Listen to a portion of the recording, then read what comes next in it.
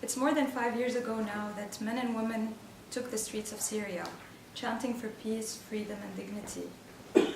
Their path towards what they had long aspired for had finally begun. Met with violence and repression from the beginning, it only took a few months for the peaceful revolution to turn into a tragedy for activists and civilians alike. Prisons were filled, civilians killed, and peaceful activists turned by the tide of tragic necessity into humanitarian actors to respond to what is now widely recognized as the biggest humanitarian catastrophe of our times. Just a few months later, in December 2011, I was watching the news to hear about the first 40 families that left Syria and entered Lebanon.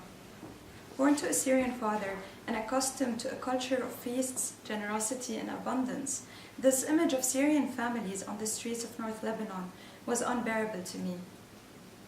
I got in touch with a few friends, and we went to see what these families needed. Coming back home, I was deeply shaken by the stories that I had heard.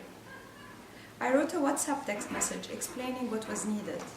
The message actually went viral, and hundreds of people started contacting me either to donate or to volunteer and offer their support.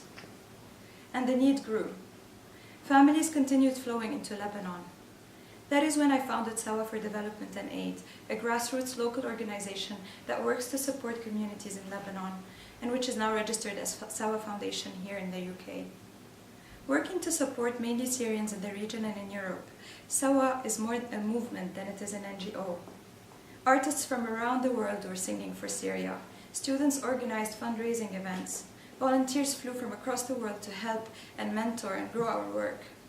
But what was even more humbling was that the work was started and was commissioned by the Syrian communities themselves. By the end of 2012, after a few months of Sawa responding to only emergency needs, Umayma, a Syrian mother of 2 from the camps, contacted us. She told us that she had been an educator back in Syria and was happy to offer her tent and give classes to children from the camps. We expected around 15 children to show up.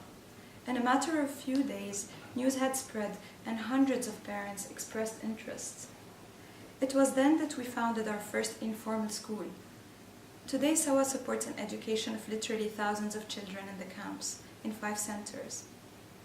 Inspired by the community's suggestions, Sawa became a platform for Syrian refugee communities to design and plan their own projects. Young and old, men and women, all were involved in our community-centered approach. We then started to promote the notion of holistic development. We specialize in relief, education, and development and livelihoods. We offer spiritual, non-dogmatic psychosocial support programs, linking communities through music, arts, sports, and nature to their inner selves and their environments. Our Cash for Work programs offer every member of the community, man and woman, a chance to be an active participant. Our bridging programs prepare young men and women to enter into formal education and vocational training. Our programs include but go beyond mere basic needs. It was soon very clear to us that our work was different from that of many international organizations in that it was locally driven. Through 3 founding principles: dignity, ownership, and agency. It's a right for every human to run their own life. It's a right for every human to live a dignified life. It's not charity as we know it, it's community work run for and by the communities themselves. Here, our work as the Sawa team became mere facilitation, skills development, and support. Working with Sawa has been a learning experience for everybody involved. It has been the realization that the volunteer has as much to gain from this work as the person who receives support, that there is benefit in the intrinsic value of giving, and the communities themselves has an enormous amount to teach each and every one of us in terms of history, culture, and resilience. Today, driving me from London to Brighton was Gary. He asked me if I am returning after the ceremony or spending the night here. Unfortunately, I'm actually returning to London. He responded, "Nothing feels like one's home and one's bed, right?" Well, Gary is right. What we must remember is that these men and women in the camps, these families, were once like us and our own families. They had a living room with a television almost always on, where teenagers would yell from the next room to their parents to turn the volume down because they were studying. This was where families would come together every Friday for an intimate gathering that in some cases was modest and in other cases less so. Syrian refugees. This is now a term loaded with Orientalism, fetishization, and terror. We have to keep remembering that there is a root cause for this displacement. Syrian refugees have not fled a natural disaster. They have fled bombs and shelling and torture and violence.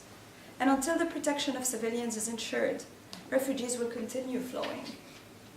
For these reasons, our work is not merely humanitarian. It's also work of political resistance, of resilience, hope, and community building. Today we are seeing the formation of a Syrian civil society that believes in common values and shared goals.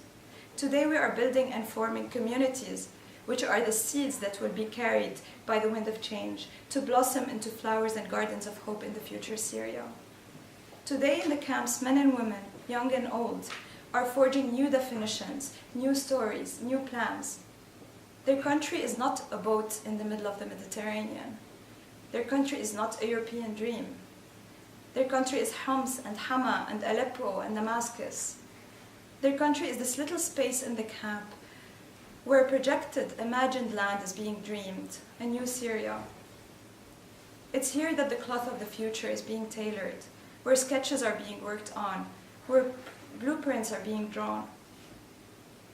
All we have to do today is to be on the right side of history, demand the protection of civilians, urge to end the violence, and support Syrians in their dream of freedom and in their quest for better lives. This is why they went in the streets in 2011. This is why they are waking up in the harsh winter, in the midst of nowhere in the camps, to send their children to school in freezing tents. To those everyday heroes and heroines, I dedicate this award. And I donate the £1,000 to our work for Sawa.